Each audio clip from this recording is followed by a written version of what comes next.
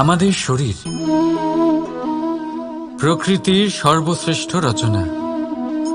যে অঙ্গ প্রত্যঙ্গ আমরা লাভ করেছি প্রত্যেকটির মধ্যে একটি নিজস্ব বার্তা রয়েছে।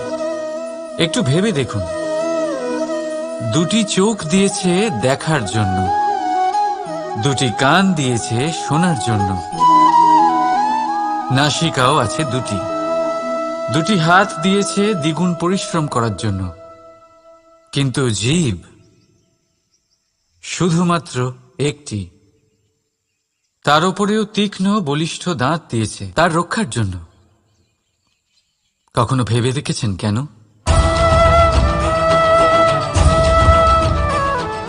কারণ শব্দ আর শব্দের প্রয়োগ মানুষের সবচেয়ে বড় অস্ত্র, যার প্রয়োগ যত ভেবেচিন্তে করা যায় মানুষ তার জীবনে ততটাই উপরে উঠতে পারে। তাহলে মনে রাখুন, দেখুন, শুনুন আর বুঝুন বেশি, বলুন কম। রাধা রাধা। আমরা সকলে শক্তি অনুভব করতে চাই।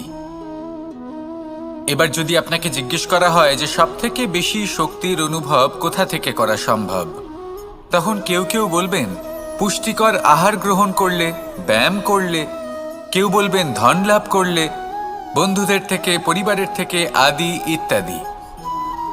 এইভাবে আপনি শক্তির অনুভব অবশ্যই করতে পারেন, কিন্তু সবথেকে বেশি শক্তির অনুভব যদি আপনি করতে চান তাহলে তা পাবেন শুধু একতার দ্বারা, সংগঠনের দ্বারা। যদি আপনাকে উদাহরণ দিই, নিজের এই হাতটাকে দেখুন, 5টা আঙুল রয়েছে। কোনো একটা বস্তুকে নিজের একটা আঙুল দ্বারা তুলে ধরার চেষ্টা করে দেখুন, বড়ই কষ্ট হবে। তখন আপনি বুঝতে পারবেন যখন এই 5টি আঙুল একত্রিত হয় তখন কোনো কাজ কতটা সহজ হতে পারে। এটাই হলো শক্তি, একতার। সব থেকে ভালো উদাহরণ যদি আপনাকে দিই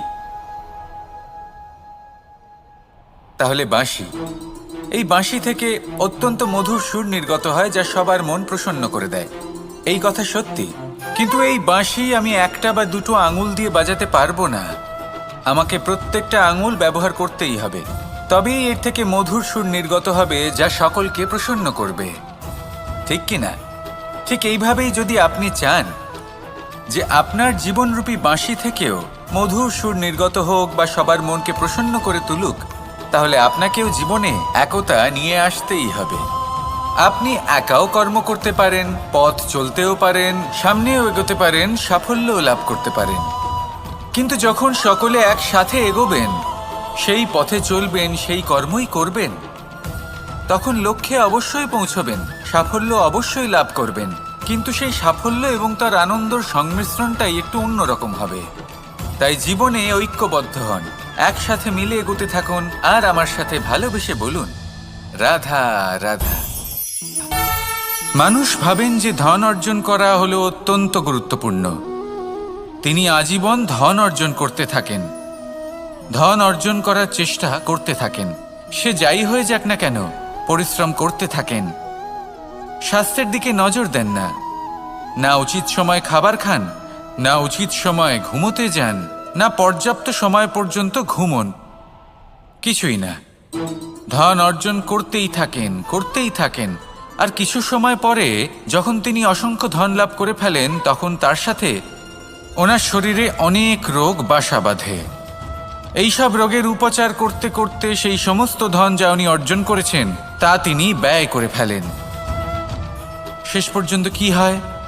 আমরা যেভাবে এসেছি ঠিক সেইভাবেই ফিরে যাই, ধন এখানেই থেকে যায়। দেখুন, একটা অত্যন্ত গুরুত্বপূর্ণ কথা রয়েছে যে আপনার বোঝা উচিত। এই যে ধন, তার ব্যবহার করুন জীবনকে আরো ভালো করে তোলার জন্য। ধনের সদ্ব্যবহার করা উচিত, এমন যেন না হয় এই ধন আপনাকে ভোগ করে ফেলে। এই জীবনকে নিশ্চিত রূপে আরো শ্রেষ্ঠ করে তুলুন। কিন্তু এই ধন অর্জন করার এই প্রক্রিয়াতে নিজের সারা জীবনকে নষ্ট করে ফেলবেন না। এই জীবন উপভোগ করতে শিখুন, আর আমার সাথে ভালোবেসে বলুন রাধা রাধা। কথায় আছে, অন্ধকারে প্রদীপ প্রজ্বলিত করলে চতুর্দিক আলোকিত হয়। কিন্তু যদি এই প্রদীপ আমি সূর্যের আলোর সম্মুখে সকালবেলায় প্রজ্বলিত করে রেখে দিই, তাহলে কি হবে? আপনি বলবেন যে এটা করে তো কোনো লাভই হলো না। সূর্যের প্রকাশের সামনে এই প্রদীপ আসলে কিছুই নয়। এবার এই চিন্তা ভাবনা প্রত্যেক দিন করতে হবে, আর একটা অমূল্য শিক্ষা পেতে হবে। মনে করুন যে আপনি মহাপুরুষের সামনে বসে আছেন, কোনো মহাজ্ঞানীর সামনে, তাহলে সেই ব্যক্তির সামনে নিজের জ্ঞানের প্রদীপ প্রজ্বলিত করবেন না, নীরব থাকুন আর সেই ব্যক্তির সূর্যের প্রকাশের মতো জ্ঞান প্রাপ্ত করুন। যতটা পারবেন জ্ঞান লাভ করুন। যদি এমন কোনো সময় এমন কোনো স্থানে আপনি আছেন যেখানে চতুর্দিক অন্ধকার, কারোর কাছেই জ্ঞান নেই, সেখানে নিজের জ্ঞানের প্রদীপ প্রজ্বলিত করুন। এমন করলে দুদিক থেকেই আপনার লাভ হবে। আপনার জ্ঞান প্রাপ্তিও হবে আর জ্ঞানের সঠিক প্রয়োগও করতে পারবেন। আর এই মন প্রসন্ন হয়ে বলবে, রাধা রাধা। মানুষের মধ্যে একটা বিচিত্র প্রবৃত্তি থাকে, অন্য সকলের বিষয়ে, তাদের জীবনের বিষয়ে, তাদের ব্যক্তিত্বের বিষয়ে, তাদের ভবিষ্যতের বিষয়ে অনুমান করা। এটা হলো অনুচিত। কারোর অতীতকালকে দেখে লোকে ভবিষ্যৎ বলে দিতে পারেন, বর্তমানকে দেখে ভবিষ্যতের বিষয়ে অনুমান করে ফেলেন। উদাহরণ দিতে হলে বলবো, কোনো দাসকে দেখুন, ওকে দেখে লোকে বলে যে ওর ভবিষ্যৎ সেটাই হতে পারে, অনুমান করে ফেলেন। আর এই রাজাকে দেখুন, উনি তো কত সুখী হবেন, উনি তো জগতের সব থেকে অধিক সুখী মানুষ, কত সুখ সুবিধা আছে ওনার কাছে, ধারণা করে ফেলেন। তবে সত্য তো এটাই যে কারোর ব্যক্তিত্বের বিষয়ে, তাদের ভবিষ্যতের বিষয়ে আপনি পূর্ণ সত্য কখনোই বলতে পারবেন না, শুধু অনুমান করতে পারবেন। আর এই অনুমান করে সত্যি কোনো লাভ হয় না, কারণ এই কাল সেটা হলো অত্যন্ত শক্তিশালী। কালো থেকে কালোতর কয়লাকেও হীরেতে পরিণত করতে পারে, অনেক বড় বড় রাজাকেও বিদূষক বানিয়ে ফেলতে পারে এক মুহূর্তেই। তাহলে আপনি অনুমান করে কি লাভ? কি পেলেন অনুমান করে? সেই জন্য কারোর বিষয়ে কোনো অনুমান করবেন না, তার ভবিষ্যতের বিষয়ে অনুমান করতে যাবেন না, কারোর বিষয়ে কোনো ধারণা করে নেবেন না। কিছু করতে হলে ভালোবাসুন, সবার মধ্যে ভালোবাসা ছড়ান, সবার মধ্যে ধন্যাত্মক ভাব ছড়ান। এই মন প্রসন্ন হয়ে বলবে, রাধা রাধা।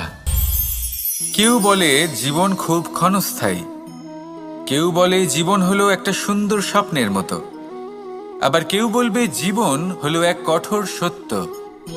কিন্তু জীবন আসলে কি? জীবন হলো আপনারই প্রতিবিম্ব, একটা দর্পণ। অর্থাৎ আপনি জীবনকে সেইভাবেই পাবেন যেরকম আপনি নিজেকে প্রতিপন্ন করবেন।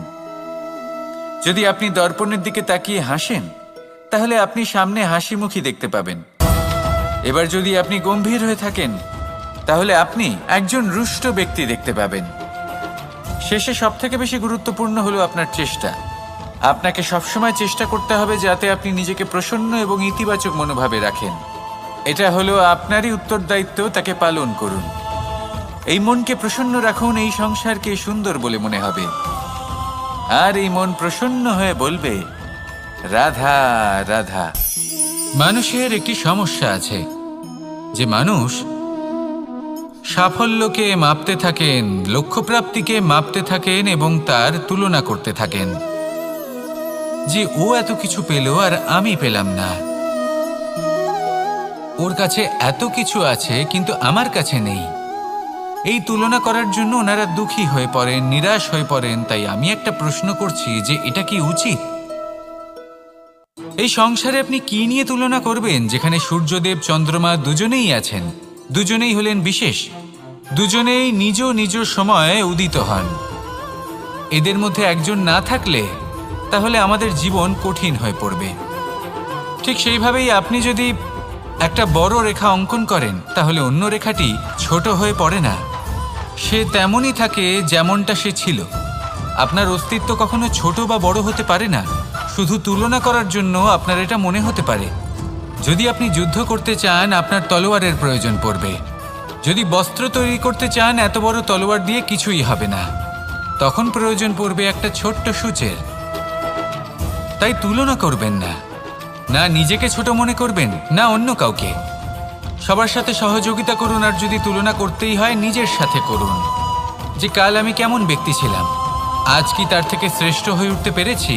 ভেবে দেখুন ভবিষ্যতে গিয়ে আপনি কতটা শ্রেষ্ঠ ব্যক্তি হতে পারেন। আসুন আমার সাথে ভালোবেসে বলুন, রাধা রাধা। এই সংসারের সব থেকে গুরুত্বপূর্ণ তত্ত্ব কোনটা? প্রথম হলো সময়। জন্ম থেকে মৃত্যু পর্যন্ত এই যে সময়, এটাই তো হলো জীবন। দ্বিতীয় হলো জীবন, যাতে আমরা সময়ের সদ্ব্যবহার করি, শ্রেষ্ঠ থেকে শ্রেষ্ঠতর কাজ করার চেষ্টা করি, বহু বছরের এই পরম্পরা, এই সংস্কৃতিকে এগিয়ে নিয়ে যাওয়ার চেষ্টা করি, এই সংসারে আমরা অংশগ্রহণ করতে চেষ্টা করি। তৃতীয় হলো ধন, সেই ধন যা প্রত্যেক ব্যক্তি অর্জন করতে চেষ্টা করেন। এবার এই তিনটি তত্ত্বের মধ্যে একটা সামঞ্জস্য আছে, সমান ব্যাপার আছে, সে ধনই হোক বা সময় হোক বা হোক জীবন। আর সেই সমান ব্যাপার হলো যে যদি আপনি এটা গণনা করতে থাকেন তাহলে তা কমতে থাকে, যদি আপনি এটা ব্যবহার করেন তাহলে তা বাড়তে থাকে। একে সংগঠিত করে রাখতে চেষ্টা করলে এ হাত থেকে ফসকে যায়, কিন্তু যদি আপনি একে সামলে রাখতে শিখে যান তাহলে এমন কাজ করবেন যাতে সংসারের সাথে সাথে পরবর্তী প্রজন্ম লাভবান হবে। যদি কিছু শিখতে চান তাহলে সামলাতে শিখুন, গণনা করা বা সংগঠিত করা নয়।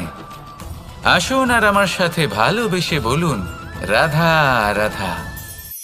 এই সংসারে সাফল্য লাভ করার জন্য জ্ঞানের প্রয়োজন হয়, পরিশ্রমের প্রয়োজন হয়, দৃঢ় নিষ্ঠার প্রয়োজন হয়, নিরন্তর চেষ্টা করা প্রয়োজনীয়। কিন্তু আরও কিছু আছে যা অত্যন্ত প্রয়োজনীয় এবং গুরুত্বপূর্ণ। তা হলো ভালো বন্ধু। তাদের থাকা অত্যন্ত প্রয়োজনীয়। যদি ভালো বন্ধু থাকে তাহলে সময় এলে তারা ঢাল হয়ে আপনাকে সুরক্ষা করবেন। সময় এলে অস্ত্রের মতো শত্রুকে সংহারও করবেন। যদি তিনি জ্ঞানী হন, তাদের মধ্যে সদ্গুণ থাকে, তাহলে এই সব গুণ আপনার মধ্যেও প্রবেশ করবে। তাহলে সাফল্যের জন্য ভালো বন্ধু পাওয়া অত্যন্ত প্রয়োজনীয়। কিন্তু শুধু বন্ধু কেন, ভালো শত্রুও থাকা প্রয়োজনীয়। এবার আপনি ভাববেন, এ আমি কি বললাম? যদি আপনার জীবনেও ভালো অর্থাৎ শক্তিশালী শত্রু থাকে তাহলে আপনিও শক্তিশালী হতে থাকবেন। এই শত্রু আপনাকে প্রেরিত করবে আরও বেশি শক্তিশালী হয়ে ওঠার। কখনো কোনো হরিণকে দেখুন, তীব্র গতিতে দৌড়তে থাকে। কেন তীব্র গতিতে দৌড়য়? এই কারণে নয় যে কোথাও তার জন্য মধুর ঘাস অপেক্ষা করে রয়েছে, না। সে এই কারণে তীব্র গতিতে দৌড়য় কারণ সেটা না করলে তার পেছনে একটি সিংহ আছে যে ওকে নিজের ভোজন করে ফেলবে। তাই জীবনে বিপদ, সংকট, এই সব কিছুও হলো অত্যন্ত গুরুত্বপূর্ণ। তার সম্মুখীন হতে শিখুন আর আমার সাথে ভালোবেসে বলুন, রাধা রাধা। পুরুষার্থ। শাস্ত্রে 4 ধরনের পুরুষার্থের কথা বলা হয়েছে। প্রথম হলো ধর্ম। আপনি কি জানেন এই ধর্ম আসলে কি? আপনার কি মনে হয় ধর্ম আসলে কি? কোনো বিশেষ ঈশ্বরকে মানাই কি ধর্ম বলা হয়? নাকি কোনো বিশেষ রীতি পালন করাই হলো ধর্ম? নাকি কোনো বিশেষ সাহিত্যকে সর্বশ্রেষ্ঠ মনে করাই হলো ধর্ম? না, ধর্ম হলো সেটা যাকে ধারণ করা যেতে পারে। আর ধারণ শুধু সেটাই করা যায় যা পবিত্র। পবিত্র শুধু তাকেই বলা হয় যা নিঃস্বার্থ, যার মধ্যে শাসন করার কোনো ইচ্ছে নেই, যা সরলভাবেই প্রবাহমান, জল এবং বায়ুর মতো। যখন কোনো ব্যক্তি ধর্মকে ধারণ করেন এবং সেই ধর্ম সেই ব্যক্তিকে রক্ষা করে, তখন তাকে ধর্ম বলা হয়। ধর্ম যা রক্ষা করে অহংকার থেকে, খারাপ চিন্তার হাত থেকে। সেই জন্য পুরুষার্থ গড়ে তোলার আগে, ধর্ম পালন করার আগে ধর্মের প্রকৃত অর্থ কি সেটা বুঝে নিন। এটা জেনে রাখুন যে সমস্ত ধর্মের আধার, সমস্ত ধর্মের ভিত শুধুমাত্র ভালোবাসা। আসুন আর এই ভালোবাসার সাথেই বলুন, রাধা রাধা। কখনো কোনো বাগানের কোনো বৃক্ষকে দেখেছেন যেখানে সুগন্ধি ফুল থাকে, রসালো ফল থাকে? তখন মন প্রফুল্ল হয়ে ওঠে, মন থেকে সেই বৃক্ষের প্রতি ভালোবাসা জন্মায়। কিন্তু যিনি বাগানের মালিক, শুধুমাত্র তিনিই জানেন যে কিভাবে এই বৃক্ষকে আগলে রাখতে হয়, কিভাবে তার পরিচর্যা করলে এতে সুন্দর সুগন্ধি ফুল হবে, রসালো ফল হবে। কখনো কখনো প্রয়োজনের থেকে বেশি রোদ পেলে এই বৃক্ষগুলি শুকিয়ে যায়, প্রয়োজনের থেকে কম রোদ পেলেও এই বৃক্ষ কিন্তু শুকিয়ে যায়। প্রয়োজনের থেকে কম জল যদি পায়, এই বৃক্ষ শুকিয়ে যেতে পারে। প্রয়োজনের থেকে অতিরিক্ত জল যদি পায়, তখনও এই বৃক্ষের শিকড়গুলি নষ্ট হয়ে যেতে পারে। এবার এটাই কিন্তু আমাদের সংসারের সাথেও হয়। আমাদের সংসারের সকল প্রতিভাশালী ব্যক্তি, যেমন লেখক, বিচারক, প্রবক্তা, যোদ্ধা, এদের সবার ক্ষেত্রে এই কথাটাই প্রযোজ্য। যদি বেশি প্রশংসা করা হয় তাহলেও এরা হারিয়ে যাবেন। প্রয়োজনের থেকে বেশি যদি নিন্দা করা হয় তখনও তারা নত হয়ে পড়বেন। তাহলে আজ আমি এদের রক্ষা ছোট্ট কাহিনী শোনাবো, নিজেদেরও। এটা কোনো মনে রাখবেন, একটা দুজন বোন জাতাকলে গম পেশাই করছিলেন। জেনে রাখুন কখন কোন নিন্দায় আপনি লজ্জিত হবেন ছিলেন। তিনি সময় সময় সেখান থেকে ছোট ছোট দানা তুলে নিজের মধ্যে বিষয়টা জাগ্রত করবেন করছিলেন। এবার দেখতে দেখতে গম পেশাই সমাপ্ত হয়ে বলবে, এবার পেশাই করা গম নিয়ে সেই দুজন বোন বাড়ি ফিরে আসছিলেন এবং তাদের ফেরার পথে হঠাৎ করে কোথাও থেকে একটি বাছুর চলে এলো। এই দুই বোন ভয়ভীত হয়ে গেলেন আর তাদের হাত থেকে সেই আটা পড়ে গেল, মাটিতে মিশে গেল। এবার এই পুরো ঘটনাক্রমে যদি কারোর বিন্দুমাত্র লাভ হয়ে থাকে, বিন্দুমাত্র আনন্দ পেয়ে থাকে, তাহলে সে কে? সেই ছোট বোন, যিনি মাঝে মাঝেই গমের দানা তুলছিলেন এবং খাচ্ছিলেন। কিছুটা হলেও উনি আনন্দ লাভ করেছিলেন। এবার এরকমই হলো আমাদের জীবনে ভক্তি এবং ভালোবাসা সংক্রান্ত বিষয়। মানুষ নিজের জীবনের দৈনিক কাজে এতটাই ব্যস্ত হয়ে পড়েন, প্রত্যেক দিন শুধু কাজ কাজ কাজ কাজ করতে থাকেন, আর তাতে ভক্তি এবং ভালোবাসার জন্য সময় বার করতেই পারেন না। দেখুন, জীবনে ভক্তি আর প্রেমের এই যে ছোট ছোট মুহূর্ত আছে, এগুলো যদি আপনি যাপন করতে পারেন তাহলে তাতেই আপনি তৃপ্তি লাভ করবেন। বাকি সবই আপনার ব্যর্থ বলেই মনে হবে। জীবনে যখনই আপনি কোনো কাজ করবেন, ঈশ্বরের প্রতি সমর্পিত হয়ে সেই কাজ করুন। আর যখনই সময় পাবেন, তাহলে সেই সময় নিজের আপনজনদের দিন, যাদের আপনি ভালোবাসেন, তাদের প্রতি যত্নবান হন, তাদের শুভাকাঙ্ক্ষী হন। এই প্রেম আর ভক্তির ছোট ছোট মুহূর্তগুলো আপনার জীবনকে চরিতার্থ করে তুলবে। আসুন আমার সাথে ভালোবেসে বলুন, রাধা রাধা। আমরা সবাই সূর্যকে সম্মান করি, ওনাকে শ্রদ্ধা করি, ওনাকে পুজো করি। এই সূর্য আমাদের শক্তি প্রদান করেন, প্রকাশ প্রদান করেন।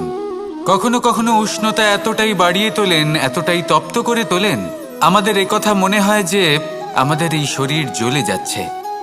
তখনও আমরা বিরোধিতা করি না, তাকে কটু কথা শোনাই না, আমরা সসম্মানে তা গ্রহণ করি। কেন কেন করি?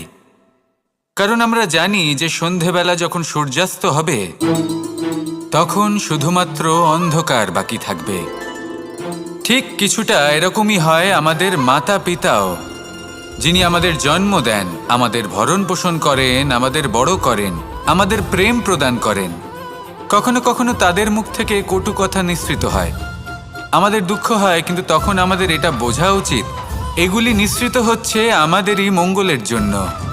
যেমন সূর্যদেব, উনিও উত্তাপ দিয়ে থাকেন আমাদেরই মঙ্গলের জন্য, যাতে ফসল পাকতে পারে, যাতে জল বাষ্প হয়ে মেঘ হতে পারে, বৃষ্টি হতে পারে, আর এই সংসারে নিরন্তর জলের প্রবাহ থাকে। আমাদের মাতা পিতা, তাদের কঠোর আচরণ, তাদের কঠোর অনুশাসনের পেছনে লুকিয়ে থাকে ওনাদের ভালোবাসা। আমাদের তা বুঝতে হবে, সসম্মানে ওনাদের গ্রহণ করতে হবে। কারণ ঠিক সূর্যাস্তের পরে যেমন চতুর্দিক অন্ধকারচ্ছন্ন হয়ে যায়, তেমনি আমাদের জীবন থেকে যখন আমাদের মাতা পিতা চলে যায়, তখন আমাদের জীবনেও শুধু এবং শুধুমাত্র অন্ধকারই ছেয়ে থাকে। সেই জন্য নিজের মাতা পিতাকে সম্মান করুন, ওনাদের ভালোবাসা প্রদান করুন। এই মন আর এই জীবন প্রসন্ন হয়ে বলবে রাধা রাধা।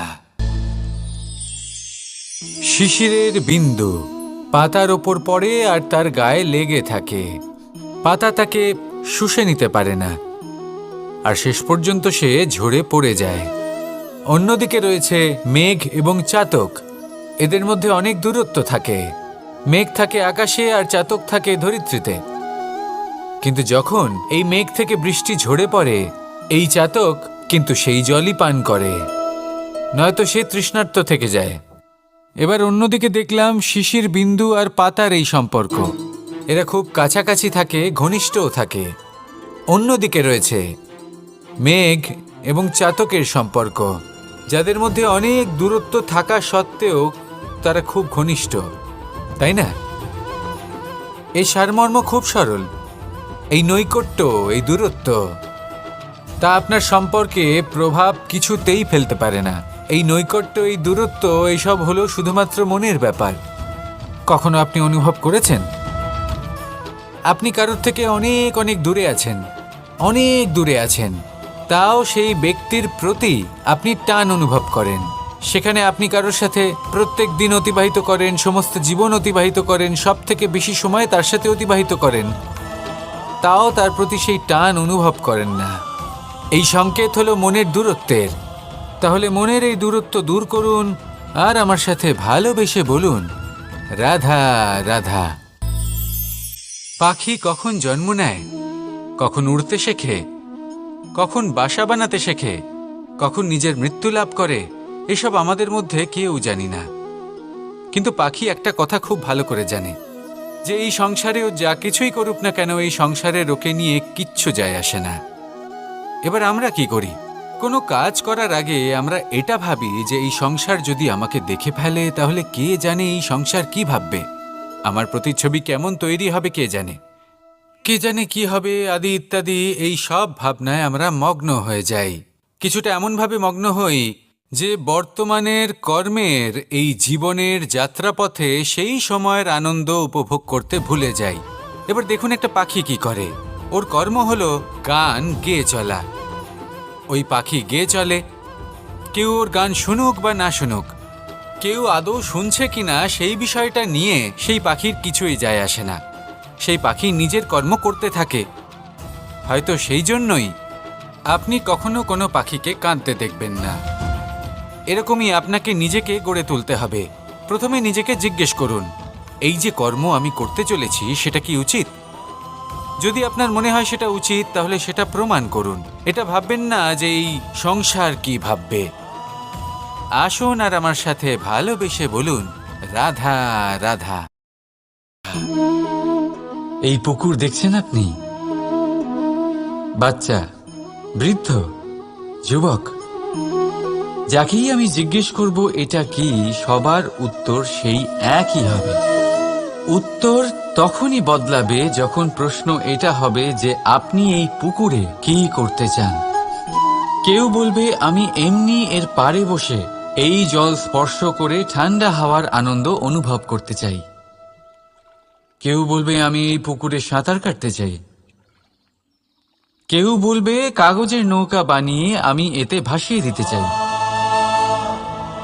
কেউ বলবে আমি মাছ ধরে নিজের জীবন যাপন করতে চাই, ইত্যাদি ইত্যাদি।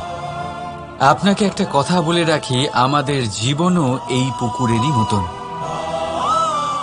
একই রকম। কিন্তু আমরা এই জীবন নিয়ে কি করব সেই সিদ্ধান্ত আমাদের। এই পুকুরে আপনি মুক্তও পাবেন, আবার পাঁকও পাবেন। যদি আপনি মুক্ত পেতে চান তাহলে এই পুকুরের গভীরে আপনাকে যেতে হবে। ততটাই চেষ্টা করতে হবে যতটা করলে আপনি সেই মুক্ত অর্জন করতে পারবেন। না হলে শুধু পাঁকে হাত পড়বে। তাই যা আমি সর্বদা বলে থাকি, সিদ্ধান্ত আপনার। রাধা রাধা। এই সংসারের সব থেকে বড় সুখ কি? কেউ বলবেন নিজের লক্ষ্য প্রাপ্ত করা, কেউ বলবেন ধন উপার্জন করা, কেউ বলবেন নিদ্রাই সব থেকে বড় সুখ, কেউ বলবেন রাজ্য লাভ করা, আবার কেউ বলবেন মাতার হাত থেকে খাবার খাওয়া, আদি ইত্যাদি। কিন্তু যদি সত্যি কথা বলি, এই সংসারের সব থেকে বড় সুখ হল সেবা করা। কখনো কাউকে সেবা করে দেখুন। এই সেবা দ্বারা অন্য কোনো মানুষের আশীর্বাদ লাভ করাতেই সুখ রয়েছে। আপনার সেবা ভাব দ্বারা যখন কোনো মানুষ নিজের অন্তরাত্মা থেকে আপনাকে আশীর্বাদ করে, তার থেকে বড় সুখ আর কিছুই নেই। কারণ প্রত্যেক মানুষের মধ্যে ঈশ্বর বাস করেন। নরের সেবাই হলো নারায়ণের সেবা। নিষ্কাম সেবা করাই হলো সব থেকে বড় সুখ। তাই নিজের অন্তরে সেবার এই ভাব জাগ্রত করুন। যে সুখের কথা আমি বলছি, সেই সুখ অনুভব করেই দেখুন। এই মন সুপ্রসন্ন হয়ে বলবে, রাধা রাধা। বাহ, পুষ্পের সুবাস আমার খুব ভালো লাগে। অত্যন্ত সুন্দর হয় এই পুষ্প। এইভাবে চারিদিকে পুষ্প দেখে মন আনন্দিত হয়ে ওঠে। এবার আপনারা ভেবে দেখুন, আমার চারিদিকে পুষ্প নয়, আগুন আছে। তাহলে কি হবে? আমার শরীর কি জ্বলে যাবে না? অবশ্যই জ্বলবে। শরীরকে কি আগুনের তাপ সহ্য করতে হবে না? অবশ্যই সহ্য করতে হবে। এটাই হলো প্রকৃতির নিয়ম। এই নিয়ম কিন্তু আমরা সবাই জানি, কিন্তু আমাদের মধ্যে বেশিরভাগ মানুষ এই বিভ্রান্তি নিয়ে বাঁচি যে এই যে প্রকৃতির নিয়ম, তা আমার ওপর প্রযোজ্য নয়। তা কিন্তু নয়। আমাদের চতুর্দিকে এই যে নিসর্গ রয়েছে, আমরা তার কতটা ক্ষতি করি সেটা একবার ভেবে দেখুন। আমরা বনাঞ্চল জ্বালিয়ে দিই, বায়ু দূষিত করি, জল দূষিত করি, প্রাণীদের হত্যা আমরা করি। কেন? এই নিসর্গ আমরা নষ্ট করি, যদিও আমরা জানি যে আমরাও হলাম এই নিসর্গেরই অংশ। এবার দেখুন, শরীরের কোনো অংশে যদি আগুন ধরান, আস্তে আস্তে সমস্ত শরীরও জ্বলে যাবে।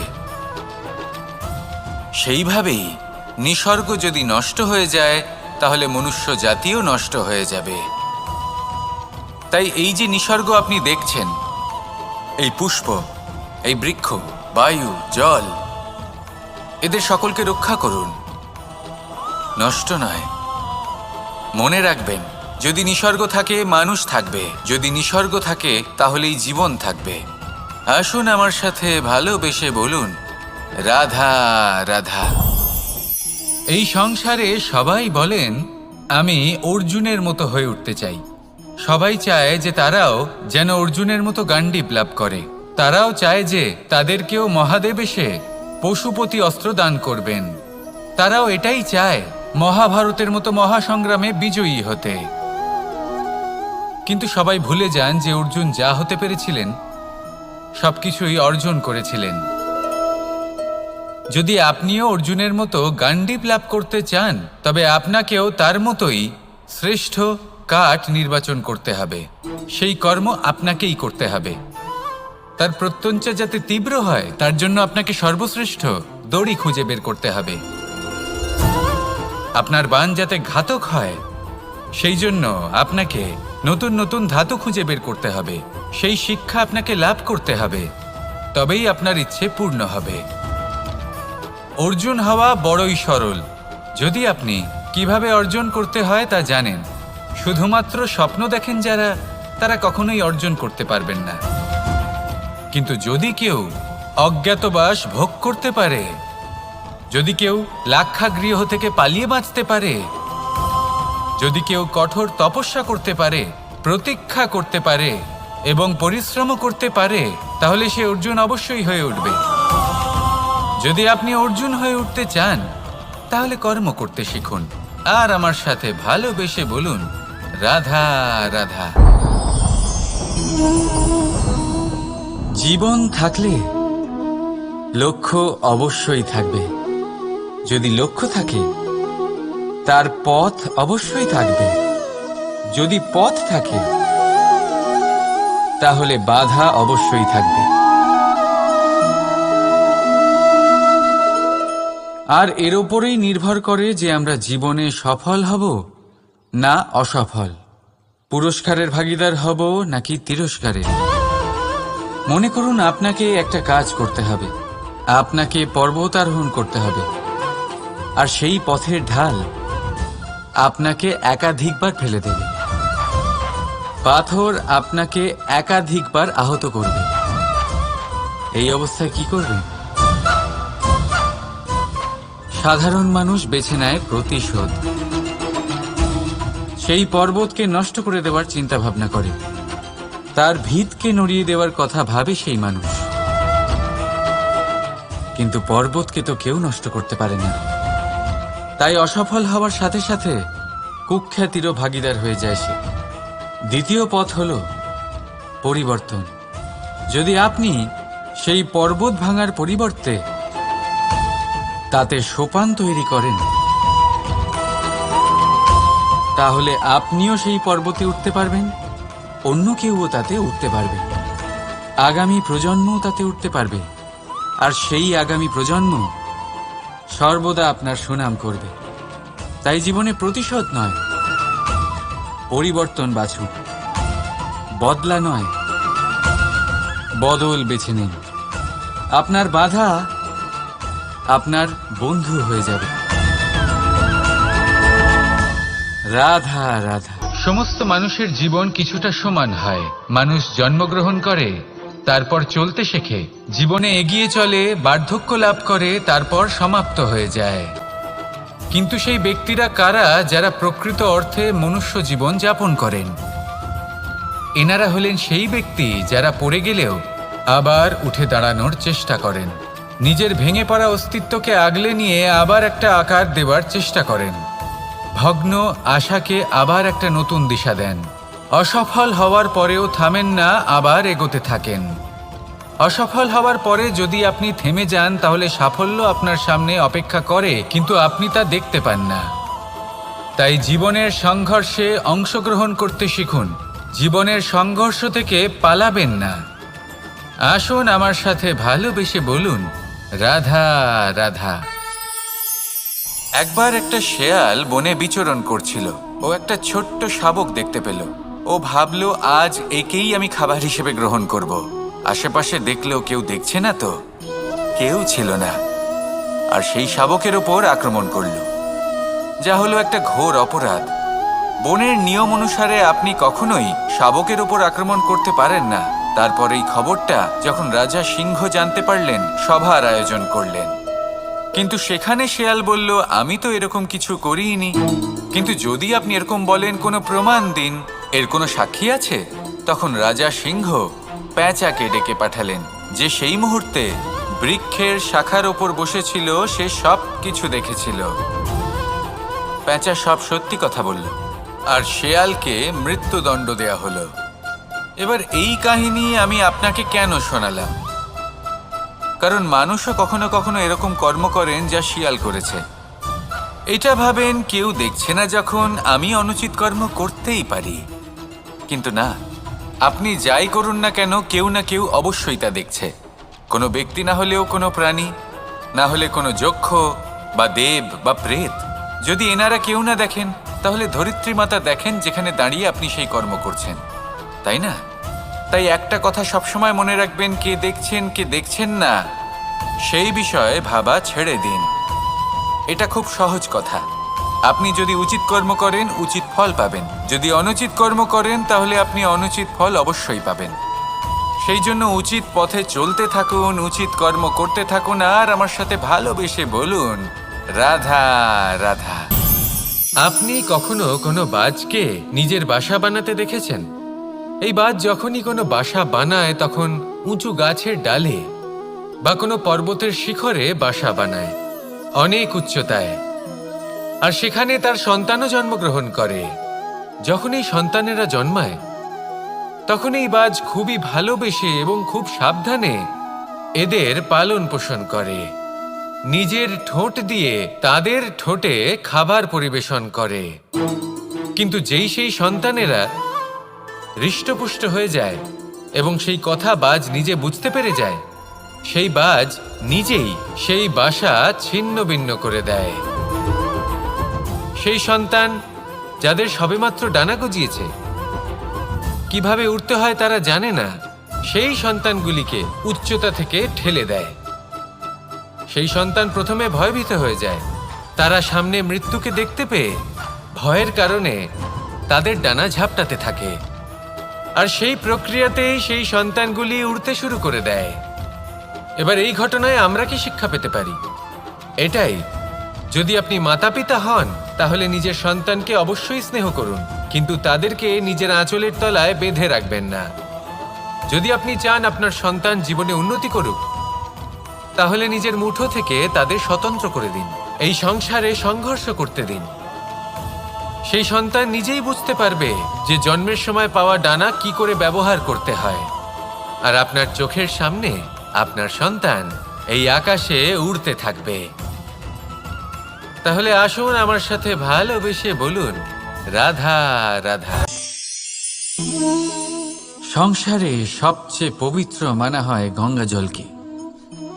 কখনো ভেবে দেখেছেন কেন?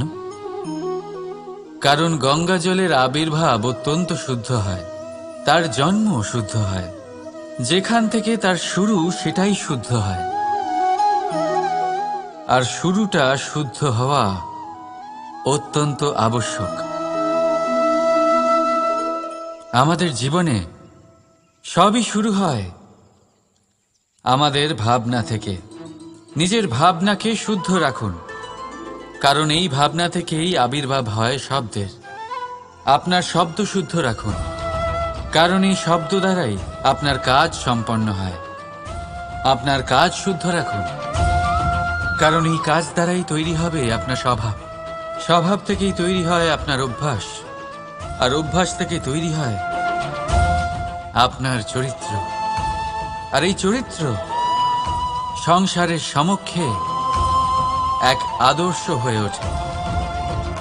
তাই ভাবনা থেকে আদর্শের এই যাত্রা শুভ তখনই হয়ে ওঠে যখন আপনার ভাবনা শুদ্ধ হয়।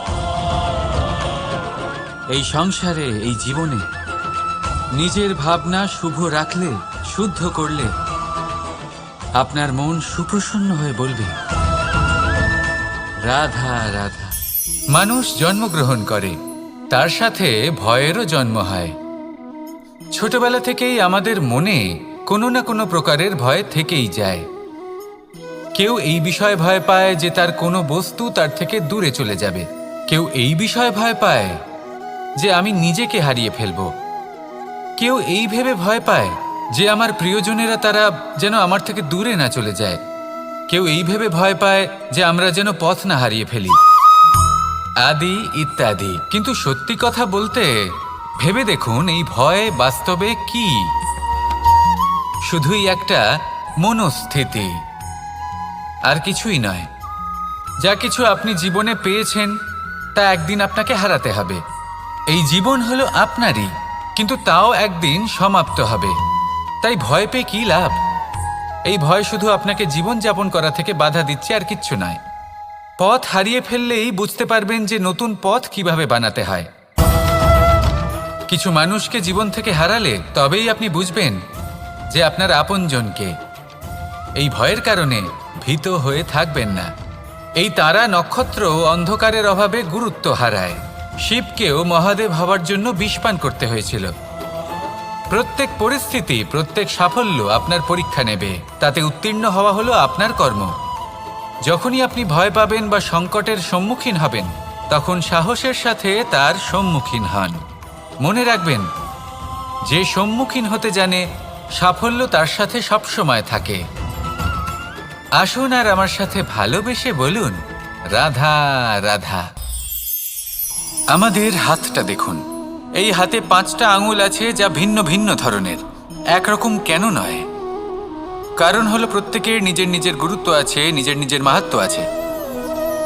এরা ভিন্ন, তাই একত্রিত হয়ে মুষ্টিবদ্ধ করা সম্ভব, যার দ্বারা আমরা আত্মরক্ষাও করতে পারি, আবার আক্রমণও করতে পারি। যদি 5টি আঙুল সমান হতো তাহলে মুষ্টিবদ্ধ হতে পারত না।